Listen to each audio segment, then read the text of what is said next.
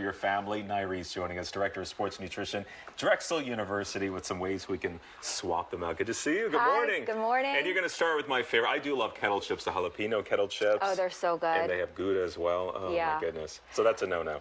Well, it's not a no-no, but if you're craving potato chips and you don't want to eat potato chips, you can substitute with something like these freeze-dried beets and snap peas. They have less calories and only 3 or 4 grams of fat per serving. There are things you can do, but first of all, why is our brain craving that, the saltiness of the potato chip? You might be dehydrated, you might be losing that electrolyte, sodium, and you just might be thirsty. That thirst mechanism also lends you to wanting saltiness, because when you sweat sodium. So I would drink something first. Drink something first and then make a decision of what you're going to eat. That's always a good tip. So often when we think we're hungry, and we are hungry, but really if we just drank a whole bunch of water, we'd be less hungry. So this helps if you, like, they're not as tasty as this, period. But if you just want to sit in front of the TV and nosh and have chips, this could be a good substitute. Kind of helps with your brain, right? Because you think you're kind of snacking on the same thing with the crispiness. The crispiness has such a big impact on it. So the saltiness and the crispiness. So if you can feel satisfied with that, go for it. But if you want a small serving of potato chips, it's not going to kill you. So lay off the chips, drink something like a bourbon and Coke instead. No, I'm just kidding. Water would be preference. And bread. Vodka. A lot of people trying to stay off the bread, but that's hard to do. Okay, you don't have to completely stay off the bread, but like in that sandwich, for example, that has 220 calories in that roll. You can totally flip it into this wrap. The wrap is like 70 calories, and it has more nutrition in it. It has fiber in it. It has these seeds in it. So you're not only lowering calories, but you're also getting more out of it as a food instead of just a non-nutritive roll. And you don't want to just get all the calories from the bread. That's the way you're already going to get that from your meat, your proteins, your other stuff. You're like, why waste all those calories on a big fat roll? Exactly. So that's a great swap out. But is it because our brain, are we craving the carbs? Or why do we try to go toward the breads? Oh, well, the bread just tastes good. I mean, you do crave carbs. I mean, you need carbs. That's a huge. That's the only fuel for your brain. It's the only fuel that gets through to the brain, crosses the blood-brain barrier. You need carbs. So sometimes your body is saying, like, why are you just feeding me all this meat?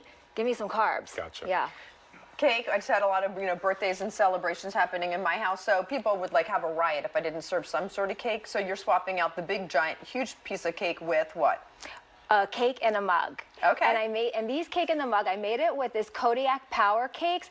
This is full of, fiber as well, and I mean, it's so good. You need to taste it. You can't tell the difference. Even when I put a couple M&Ms on it, it doesn't even come close to that 850 calorie piece of cake. And usually the Kodiak stuff is full of protein. Are these the protein ones? This does have the protein, absolutely. She knows her stuff. I'm trying to get a better understanding of why we crave things. So why do we crave the chocolate? Chocolate, well, it's soothing. Like, it just might be even just association. Like, if you go to a party and you are prepared for a party, your brain is saying, at parties, we have cake, we have sweets. So you're just like setting yourself up for that because you're programmed to be thinking that way. This is good. I wouldn't miss the chocolate cake if I had this. This is very delicious. I think so too. All right, how about a chocolate bar? So what do you have? What's our sub instead? So like mid-afternoon slump, you might be craving chocolate. You think is going to like pep you up, get you through the rest of the day. And there's great bars. Like, I mean, I love a Snickers bar. I love $10,000, $100,000 Grand Bar is one of my favorites. It's caramel, it's peanuts, but this Fiber One protein bar has all of that in it too. This is a super identical swap, and it's only 90 calories, and it has 5 grams of protein, and it has fiber in it too.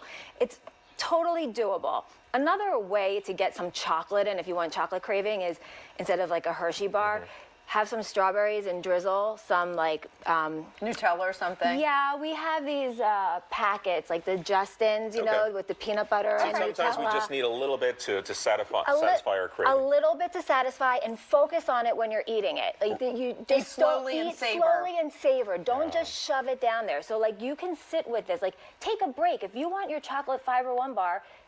Not take a break. mindless eating. Put your phone down and eat it. Real quick, we have about 10 seconds here. 10. Soda. Okay. Soda out. Seltzer water. This is probiotic. You can pump it up a little bit. Add a shot of turmeric and ginger, and bam. Cheers, and we'll pretend like it's a mimosa, right? Cheers. How was it? Nyree, thank you. Thanks, Delicious. Nyree. Yep, good. Oh, that has a little bit of a Excellent. kick to it.